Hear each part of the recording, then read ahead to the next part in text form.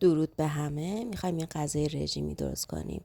3-4 تا تیکه مرغ و همراه با 1 لیوان آب میذاریم بجوشه با ادویه. 4 تا هویج، 3 تا تخم مرغ، 2 تا خیار، 1 گوجه، 2 تا سیر. سیرها رو له میکنیم با ماست.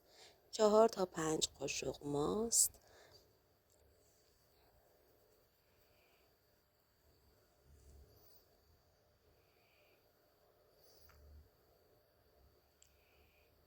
ماستمون ترجیحاً کم چرب باشه.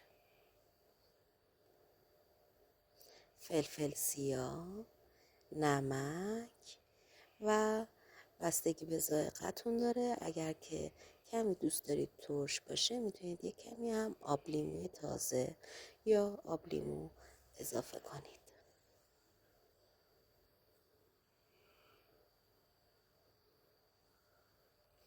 بعد از این که همه مواد رو ریختید هم بزنید تا 1 دست بشه و سس مایونزی که از قبل هم زدید و رقیقش کردید با کمی آب لیمو بهش اضافه میکنید.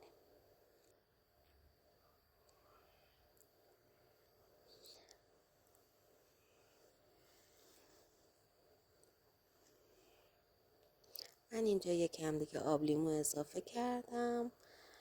شما اگر که دوست نداشتید میتونید اضافه نکنید. سس مایونز رقیق شده رو اضافه میکنیم و خوب هم میزنیم تا مواد همه با هم 1 دست بشه. سس مایونز هم اگر اضافه نشه خیلی تأثیری توی سس نداره، توی طعم کلیش نداره. اگر دوست نداشتید میتونید اضافه نکنید. خب اینجا مرغ آماده شده، آبش خوش شده. کاهو، کلم به شکل دلخواهتون ریز میکنید و توی دیس مورد نظرتون میریزین.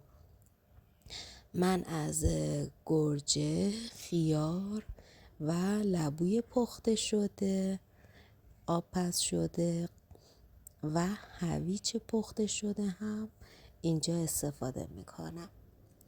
3 تا دونه تخم مرغ هم میذارم. تخم مرغ ها آب پز باشه.